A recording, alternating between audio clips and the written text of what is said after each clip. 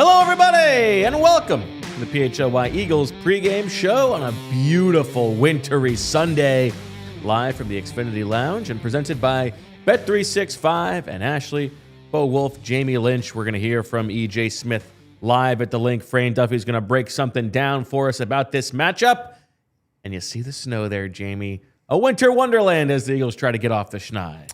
Yeah, it wouldn't be a snowstorm if our ceiling wasn't leaking here at PHLY. Amen, baby. Gorgeous outside today, though.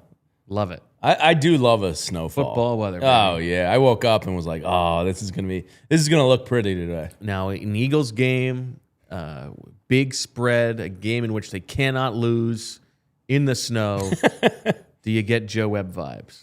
No, I think I effectively blacked that out of my mind. That was the same as the Nation of Wusses, right? I don't remember Nation of Wusses. I think that was the Ed Rendell because they postponed it because I was working Sunday Night Football. It was a Tuesday game. They moved it. Yes, I was working Sunday Night Football, so it got moved from Sunday night. And the crew, if you were a local, the crew hated you because they had to stay in Philly like an extra 48 hours. Everybody was big mad. And this was back in the day when they wouldn't even allow having two games on Monday. No, because of the TV window. Yeah. And now look at us. And here we are, as Kenny Pickett prepares to go up against the Eagles. The Eagles are 12.5-point favorites right now. 12.5 to win this game, Jamie. And as the thumbnail says, no excuses, because this is a Raiders team that offensively is terrible. Yeah. And they're playing their backup quarterback, so the Eagles defense should have a chance to eat. And on the other side of the ball, Raiders defense is not bad. It's fine. Eagles offense is bad and has been bad. But if they can't get it going today after the week they had last week, I don't know. Fold the season. Yeah, if they can't get it going today versus the Raiders team, then Ben is absolutely right today. Must-win game. Yeah, if they can't get it going today, there is going to be like monumental changes to this team in the offseason. It's that type of loss. You know, I know the 2023 comparisons have been made. It doesn't feel that bad. Like, that was a disaster season where you're swapping D coordinators and things were just falling apart. It doesn't feel that bad, but yet if you lose today, 4 weeks left. It's there. This is a absolute. But how do you feel about it? I feel good. I mean, the Raiders stink. The Chargers are a good team. You almost pulled it out of your rear end again. The Bears and Cowboys are competent NFL football teams. The Raiders are not. Here we go. That's simple, right? Here we go. I think they're going to get it done today. I think they're going to look fine. I don't think Kenny Pickett is going to come in here in the cold with his gloves on and rip up Quinyon Mitchell. Stranger things have happened, and Coop, I don't see it happening. Well, let's go over to Lincoln Financial Field to hear from our Eagles insider, EJ Smith, who I believe has made it a family affair at the stadium today, EJ. Yes, the missus, she got down here before me, actually. She was tailgating. She took my car to the lots. You didn't go together. She left at like 6:30 in the morning. Wow, that's good work by her. Yeah, she was getting after it. She took my grill. She took my car. She had a nice time. So yeah, she doesn't come to a lot of Eagles games, but the tickets got really cheap. She was using the Game Time app. Nice. I shot a promo actually for her friends for the group chat. I read out our all right. So so she's here at the game. Let's clip that for Game Time. Let's do that. Promo code PHLY. What's the squad? Yeah. What's her tailgate squad? I think it's all the pediatric nurses, which is like nice. Shout out nurses. Angels That's are great. descending upon the link, so they should bring good vibes. That's good vibes. That is good vibe. The best among us are at the link for this game. Go nurses. This game is over. Just go home, Kenny fantastic. Pickett. All right, what is the Julia's last game that she was at was an Eagles Raiders game in 2022. So I'm hoping that she's not bringing the bad vibes based off of her history. But you mean 20? We'll see. What is 2022? 2023, 21. What year were they at Allegiant? Oh, 21. The blowout. Yeah, 21. Yeah, That when was the game Fletcher where throws Fletch came- Gannon under yep. the bus afterwards. Yes. Yeah. But So- that precedes the flower conversation. So Exactly. Nice job there. So net positive. Yeah. all right, what is the vibe over there, EJ? And what are the conditions like? Well, as my good friend Cliff from the Ringers Philly special would put it, it's brick outside for sure. It's very cold. It's not necessarily as snowy as you might think. Like if you look out in your backyard or anywhere else really, other than the stadium, there's a lot more snow on the ground. But it's clear that they've done a lot of prep work to get the snow off of the field. Really, the only remnants of snow in the stadium at this point are on the seats, and I think those will be gone soon too. So I think the more pressing matter for the elements is the wind. I think the PA announced that there's going to be a real feel of 17 and wind gusts over 20 miles an hour or more. I don't think it's a steady wind. I think it is like a gust. So watching Jake Elliott's warm-up kicks, it's funny because Daniz tweeted that Jake Elliott was doing fine. Was fine from 52 yards, and he was. And then the next kick, I think, was a 53-yarder, and that kick just died in the wind. So, toward the south end of the field, that south end zone, it really is just kind of like pick your poison with the wind, whether you're going to be into or with a helping wind. It seems like it's coming from the north, just a matter of what it does once it hits the stadium. So I think it's going to be a weird game in that regard, with the unpredictable wind. I've got some stats for you guys on Jalen Hurts' career performances in games with 15-mile-an-hour winds or higher at kickoff. Love it. Now, how do you feel like he plays in those games before I get started here? I feel like my gut says he performs all right. I would say not as well as he does in non-windy games. Yeah, so his completion percentage, he's played in 8 games with 15-mile-an-hour winds or higher, according to True Media. He's completing 59% of his passes, 59.5% of his passes, averaging 6.9 yards per attempt, 8 touchdowns, 7 interceptions. Not great. For reference, Jared Goff, somebody who is like, the book is out on him struggling in the elements, 59.8% completion percentage. So very similar. 6.3 What about Kenny yards per Pickett, attempt. EJ?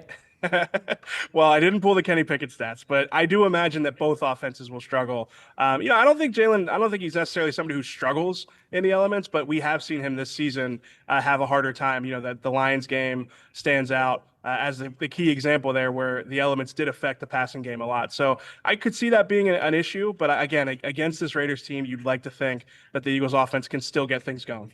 Now, speaking of Jalen Hurts, EJ, Jamie alerted me before we started recording that you had a bit of a viral tweet. Yeah, my dad was wearing like the Jalen Hurts like Kangol beret to our family secret Santa over the weekend, and I told him like, this isn't the first time you've dressed like Jalen Hurts. Or you trying to send a message here? And my dad, I got to try and do my dad's voice. He's got like I told you before, he's got like a raspy coach's voice. Like think the Doug Nussmeier, but just like a little bit less aggressive. So my dad retorts, I don't dress like him. He dresses like me. So yeah, I put that out there. Yeah, he's got there's a lot of crossover between Jalen Hurts' wardrobe and my father's wardrobe. Are their vinyl collections synced up as well? Yes, Frankie Beverly, Anita Baker. It's pretty uncanny, honestly. Maybe they're like kindred spirits. That's great. So EJ, if it's not a passing game, does it become a Saquon game? How's the health of the offensive line in your opinion? Yeah, I think in general, this is like a gut check game for the Eagles offense. We've heard all week about how confident they feel in the direction that they're headed. The Chargers game, despite the turnovers, they felt good about what they did offensively. So honestly, this is like the actions speak louder than words moment for them, because I do think it can be a good game for Saquon and just the ground game in general. But I also feel like they can't turtle offensively. They can't be overly conservative. We saw it with the Packers game where they were more expansive and it didn't work. And then they had such a rudimentary offense against the Lions the following week. Doesn't sound like that's going to be the case this time around, based off of like being around the building all week and hearing from Nick Sirianni, Kevin Patullo, Jalen Hurts, and everybody else. But again, I really am curious to see what their approach is, how much the elements play a factor into that, because at some point you have to have confidence in your players. I think that we talk a lot about this group needing to find its swagger. I think that if they can express that confidence with their approach today, and get results, that would be a huge step forward for this offense. Other side of the ball is the bigger mismatch here on paper, EJ.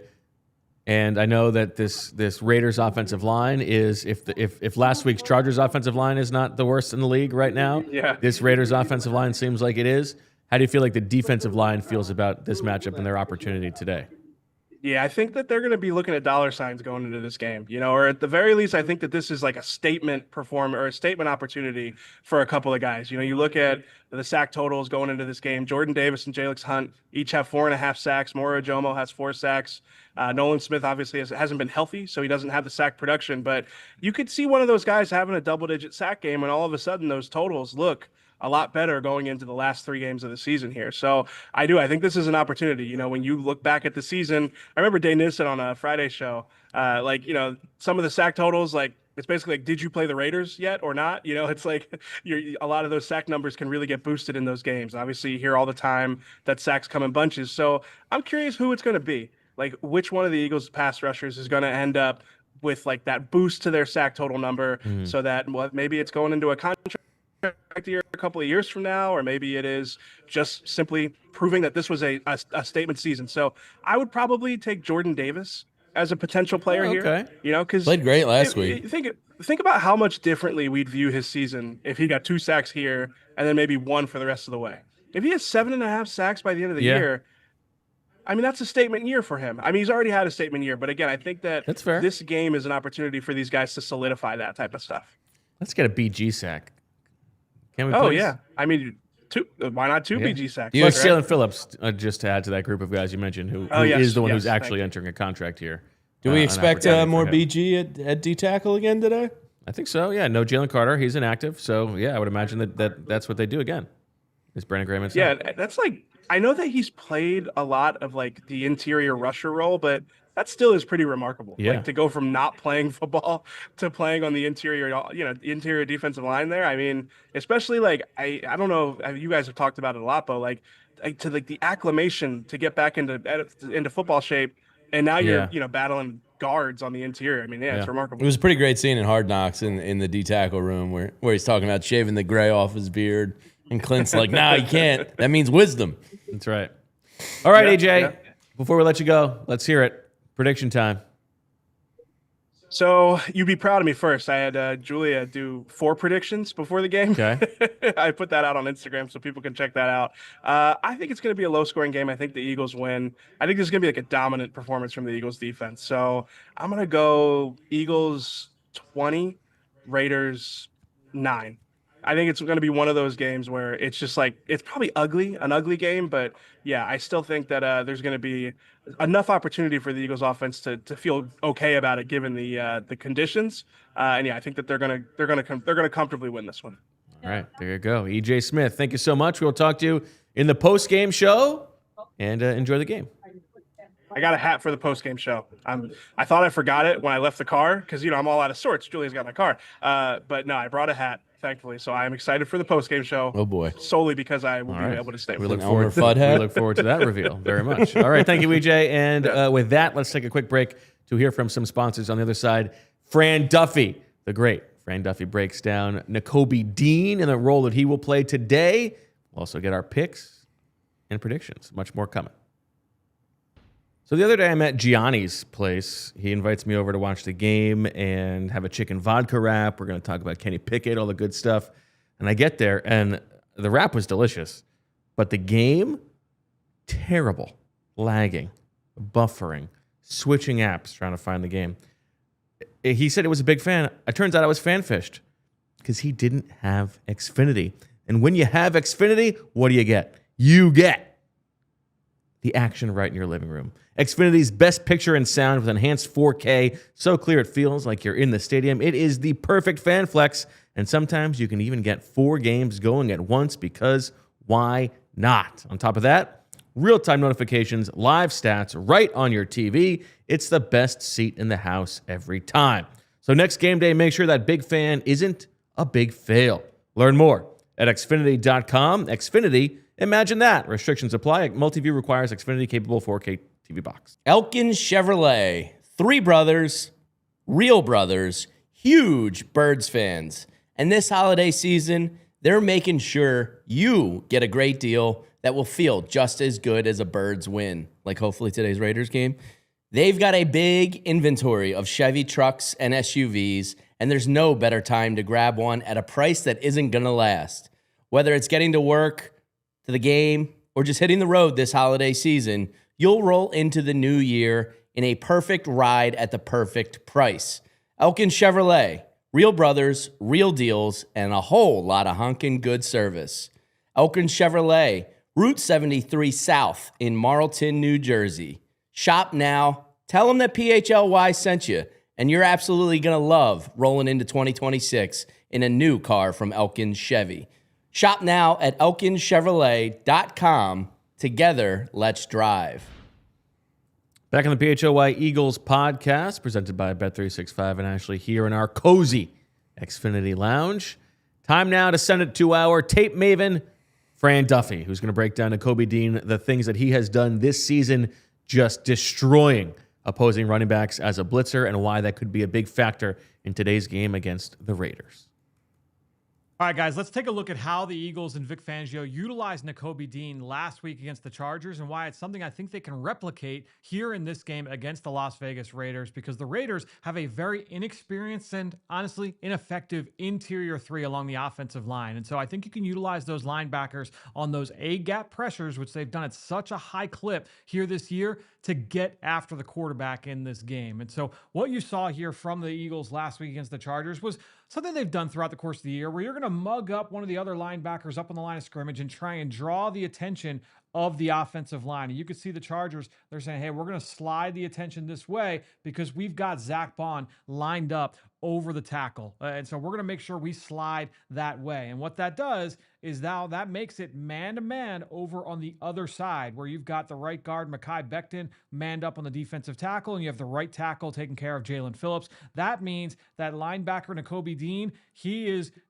on quarterback Justin Herbert. If Nakobe Dean comes, that's going to be Herbert's guy to make miss in this situation. As we know, it's going to be Nakobe Dean who is going to blitz here on this play. So he's going to insert through the A-gap very late in the pre-snap phase. After the protection's already set, protection can't change at this point. The ball is about to be snapped, and you're going to see Nakobe Dean rush through the A-gap. He gets home scot-free to Justin Herbert, and it's nearly a sack fumble there and nearly an intentional grounding on Herbert. Now, the Eagles utilized that tactic early on in the game, but they got a little bit sneaky with how they were able to utilize Dean in this situation as the game progressed, because what you're going to see here is a 4-man front from the Eagles where you've got 3 defensive tackles on the field still utilizing your nickel personnel. So you've got 2 linebackers, 5 defensive backs, Cooper DeJean still in the slot, but you've got 3 defensive tackles on the field. Now, this allows you to be a little bit heavier if the Chargers want to be able to run the ball, but also it can mess with protection schemes a little bit as well, because if you've got 3 defensive tackles all tight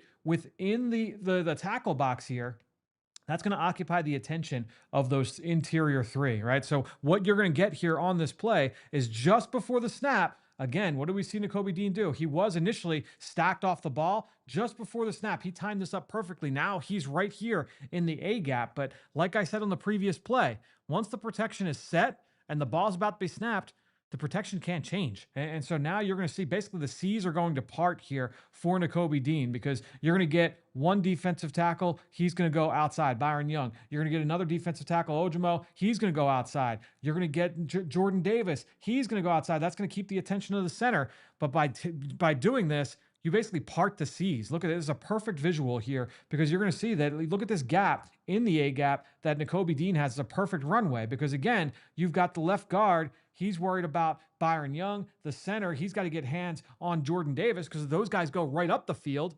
Well, that's on those guys to be able to protect Justin Herbert. So again, you've got Dean. He's able to get home scot-free to Herbert. Now you've got the running back there in protection. But again, that is a win more often than not for Nakobe Dean. His ability to defeat these running backs one-on-one in pass protection. He wins with violence here and is able to get home for Justin Herbert. You get a sack fumble. Byron Young scoops on it or jumps on it, and the Eagles get the turnover later in the game. Now, They did this a few times in this one, but what I like is the difference in terms of who lined up where. On that previous one, we saw that came from like a base-ish look where you had Jordan Davis as your nose tackle, you had Byron Young, you had Ojimo flanking him on the outside. Here on this one, it's more of a sub-packaged look where you've got true nickel personnel on the field. You've got Nakobe Dean, you've got Zach Bond lined up off the edge. Here's Jalen Phillips. But then you look at who are the three interior players here on this play. You've got Jalen Phillips lined up over Mekhi Becton at guard. You've got BG lined up as a guard. You've got Ojimo as the nose tackle. So this is much more of a pure pass rush threat. So right away, alarm bells are going off for the Chargers. Like, okay, we've got to make sure our protection rules are buttoned up here on this play.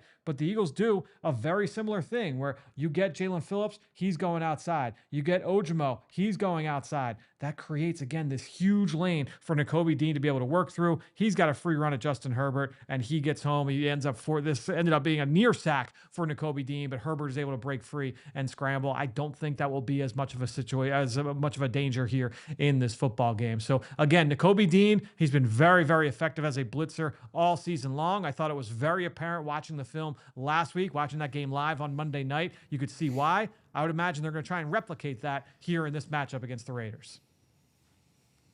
Thank you, Fran. Looking good, my friend.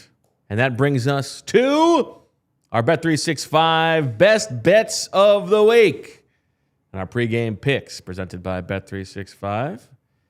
And Jamie, before we do that, we should just note another delicious meal that we've got today. Yeah, shout out Mission Barbecue hooking us up here. I got a belly full of pulled pork. You know what they've been hooking us up for a few weeks now.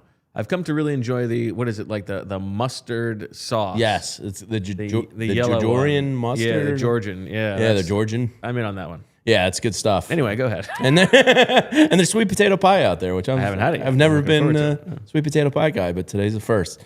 All right, today, one jumped out to me as outrageously priced, which tells me it's going to happen. Kenny Pickett to throw an interception is minus 165. Wow. That's crazy. That is crazy. So I'm taking Kenny Pickett to throw a pick. I'm going A.J. Brown anytime touchdown score. This is plus 155. I just kind of think that's decent value on A.J. Brown, who's been getting the ball a lot lately. And then I guess it's going to be a running game. I'm going to take Saquon Barkley. This was the only reason I took over 90, which is a lot, and a little sticker shock, was because it was the first plus value increment of 10. I got you. Yeah. So I didn't want to lay any money with this. I wanted to get into the positive, so I'm taking a shot on the 90 yards. Okay, that makes sense to me. Hopefully he can bust one and get halfway there. I did the same thing with looking for the 10-yard increment that was positive with Devontae Smith, and that is Devontae Smith over 60 yards receiving in this game. It's obtainable. Plus 135. Yeah, he's been a little bit absent from the passing game the past few weeks. I think I will bet on that to zag. I have Saquon Barkley over 14.5 receiving yards, and this is about as much of a sucker's bet as you can get because there's usually like 2 games a season when the Eagles actually involve Saquon Barkley in the passing game, and as much as I would like to see it happen, it doesn't usually happen. But I'm going to be a sucker today because I think I don't expect that the running game is going to just all of a sudden fix itself, and I think the Eagles will try to get Saquon the ball in different ways, so I'm going with that one. And then just picking one guy on the defensive line to get a sack at plus odds. I'm going Jalen Hunt, plus 140. Nice. Had a sack last week. I think he's playing very well. That's where I'm going there. And then we have our PHLY Eagles same game parlay up on the site right now. A little spicy 12-1 action on this. Need the Birds to win. That should be easy. You need A.J. Brown, 90-plus receiving yards, completely within the realm of possibility. And here's the tricky one. You need Dallas Goedert to get in that end zone today. Ooh, okay. I feel like when they get down in the end zone. Passing. Yeah. A lot of passing. But 12-1, a little plus 1,200 boost on the site right now. So check that out. New users use promo code PHLY365 when signing up. Super chat from Reverma, Jamie, who says, the crowd starts booing before the end of the second drive. What do you think? Completely possible. 50-50 coin flip. I mean, if they go 3 and out. If they go 3 and out, on the opening possession, they will absolutely get booed. Yes, completely. Deservedly so. Completely possible. Yeah, I mean, this is a bad Raiders team. Bad. I forgot that it was 2 weeks ago on Black Friday when it was Oh, the boos. Oh, my gosh. Philadelphia, they're booing a team. Yeah, the team stinks right now. Yeah, it's not a good football game. team. And it's not pleasant to watch either. Yeah.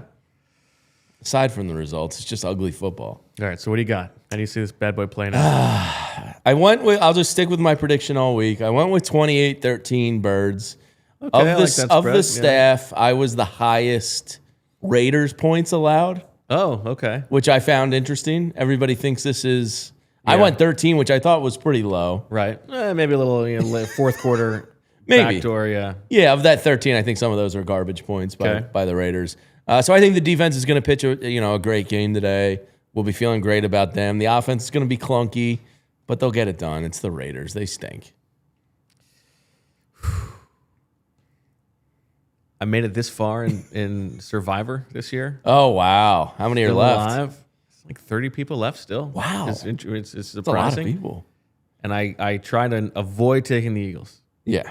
for ethical reasons. I don't think it's appropriate until I don't have a choice anymore. I don't have a choice today. Yeah, you got to. Taking the Eagles. Wow. And I'm nervous about it. I really, man, crazy things happen. I think Sure. that this team, like an implosion is absolutely possible and on the table. Sure. I just can't see the defense No. against Kenny Pickett and this really bad Raiders offense. It's going to take some weird stuff happening. I'm taking the Eagles. I think the Eagles win. I do think they win this comfortably. I don't know what's going to happen the 3 weeks after this. But I think this is going to be a nice week-long salve. Eagles win. I'm going to say 24-9. Okay. I think they got the weird out of their system. At least I'm hoping. There was a lot of weird last week. I think that's fair. It was a lot of weird. Let's hope that there's not as much weird today. Yeah. Just like I don't expect, 1+ turnovers by the Eagles today.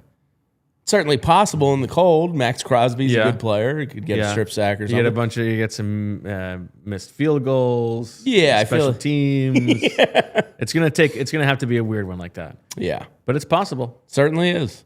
All right, that'll do it for the PHLY Eagles pregame Chat saying show. you just jinxed them. Here. Here you go. Jinx There's a free. little knock for you. That'll do it for the PHLY Eagles pregame show presented by Bet365 and Ashley. From the Xfinity Lounge for Lindsay and EJ and Fran and Ben, who says this is a must-win game, baby. And Jamie, I'm Bo. We thank you for watching and listening. We'll talk to you at the halftime show. Enjoy the game, everybody. Go Birds. No, I don't love them yet. We all silly like the mayor.